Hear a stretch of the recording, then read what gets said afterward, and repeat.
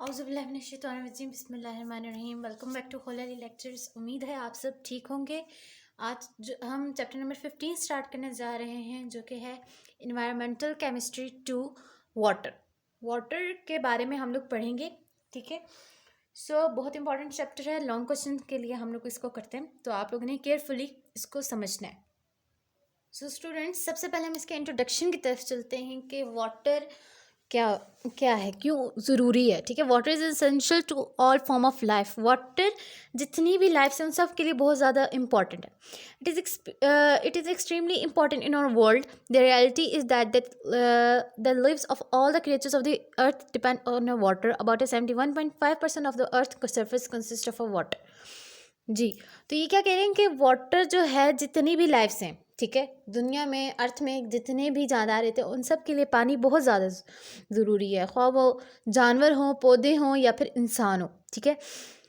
और दुनिया में हम अगर देखें अर्थ पर, तो 71.5% जो एरिया है वो सिर्फ वाटर से कवर हुआ है, ठीक है। ये आप लाइन अंडरलाइन कर लें, 71.5%, कि ये MCQs में पूछते हैं, ठीक है।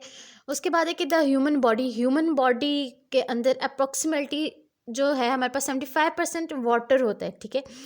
और कहा जाता है कि अगर ह्यूमन बॉडी के अंदर से अगर 2.7% डेसीमीटर क्यूब का अगर वाटर लॉस हो जाता है, तो इसकी वजह से क्या होता है कि इंसान ज़िंदा तो रहता है, लेकिन उसकी वजह से उसको फैटेज, हेडेक वगैरह और भी बहुत सारी जो प्रॉब्लम्स होती हैं वो आगे हम देखेंगे।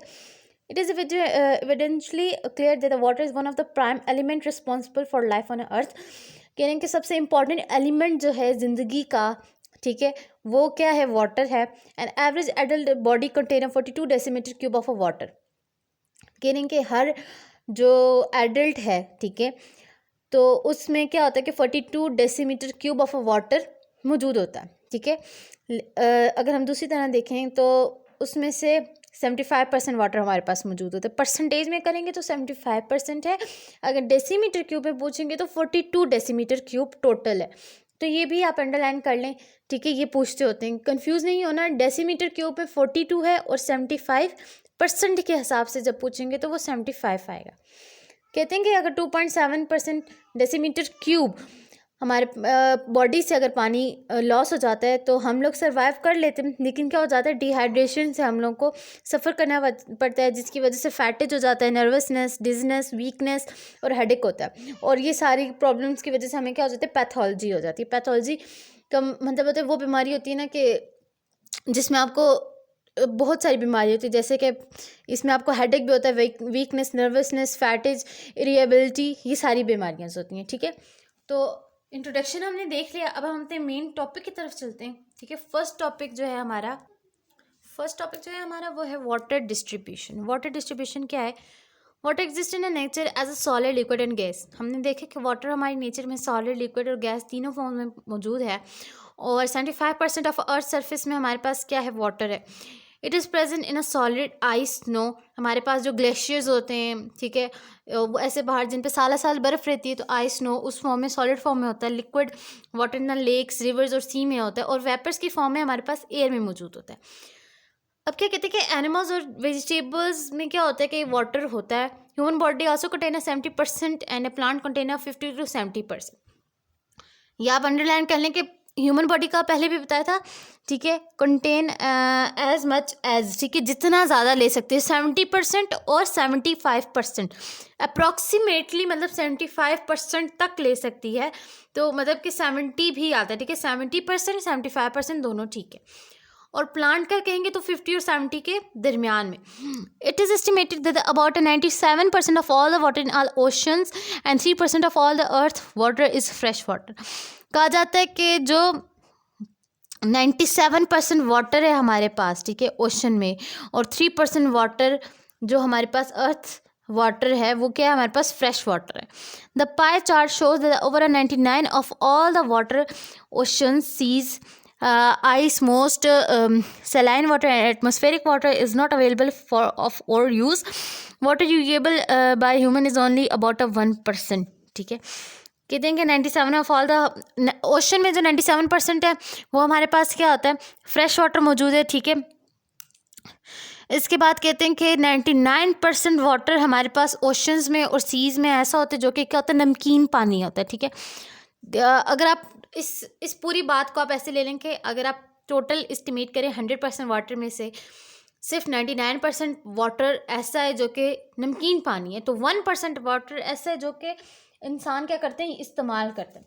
Out of remaining 3% which is considered to be a fresh water, more than 75%, 2% of the total is tied in a polar ice caps, glaciers and as a soil and atmospheric moisture, ठीक है। कह रहे हैं कि 75% से ज़्यादा जो हमारे पास वाटर है, ठीक है। ऊपर जब हमने कहा कि 3% हमारे पास फ्रेश वाटर भी मौजूद है, ठीक है। वो जो 3% है हमारे पास, वो हम लोग कहाँ पर लगाते हैं, पोलर आइस कैप्स में होता है, ग्लेशियर्स में होता है, या फिर सॉइल्स और एटमॉस्फेरिक मॉइस्चर में होता है। और ये जो 3% है ना, इसमें से 2% होता है, और जो बाकी इस 3 में से जो 1% रह जाता है वो हमारे पास क्या होता है, जो हमारे लेक्स रिवर्स वगैरह हो जाते हैं और जो वाटर सप्लाई होते हैं उनमें हमारे पास मौजूद होता है पीने के लिए। अब ये हमारे पास साइड बॉक्स, पहले आप इसको देख लें। वाटर इन अ सी में जो वाटर होता है वो कितना होता है। As a sea water turns into a vapour, the concentration of a sea salt rich in a chlorine, sodium, calcium, sodium four and magnesium and other ions increases. कहते हैं कि सी में जब वाटर वेपर में vapours में convert होते हैं तो उसकी वजह से क्या होता है कि जो सी साल्ट्स होते हैं, पानी में जो नमकियात होती है, उनकी कॉन्सेंट्रेशन क्या हो जाती है, इंक्रीज़ हो जाती है। वो नमकियात कौन कौन सी होती है, chlorine, sodium, calcium, sodium oxide, और उसके बाद Mg2+, SO4 and Mg2+ and other ions increase. और जो दूसरे आयंस होते हैं वो क्या हो जाते हैं, इंक्रीज हो जाते हैं। इस तरह among the first solid to form in a calcium sulfur oxide and the last one is sodium chloride। कह रहे हैं कि जो फर्स्ट सॉलिड था वो क्या था, कैल्शियम सल्फर ऑक्साइड, ठीक है। और दूसरा क्या, जो लास्ट हमारे पास था वो सोडियम क्लोराइड था। Sea water is not fit for a domestic use. ये कह रहे हैं कि ये जो आयंस हैं, इन आयंस की वजह से जो हमारे पास वाटर में बनते हैं कैल्शियम SO4, ठीक है, और NaCl जो बनता है, इनकी वजह से क्या हो जाता है, ये दरिया का पानी इतना खारा हो जाता है कि वो हमारे डोमेस्टिक पर्पसेस होते हैं कि ये कपड़े धोने के लिए, बर्तन धोने के लिए, इनके लिए इस्तेमाल नहीं किया जाता क्योंकि वो बहुत ज़्यादा खारा पानी होता है, ठीक है। वो जो है जब आप उसको जब आप साबुन उसके साथ लगाते हैं ना, उस पानी का मिक्स करके जब साबुन लगाते हैं तो साबुन की झाग नहीं बनती है, ठीक है। किस वजह से, उसके खारेपन की वजह से।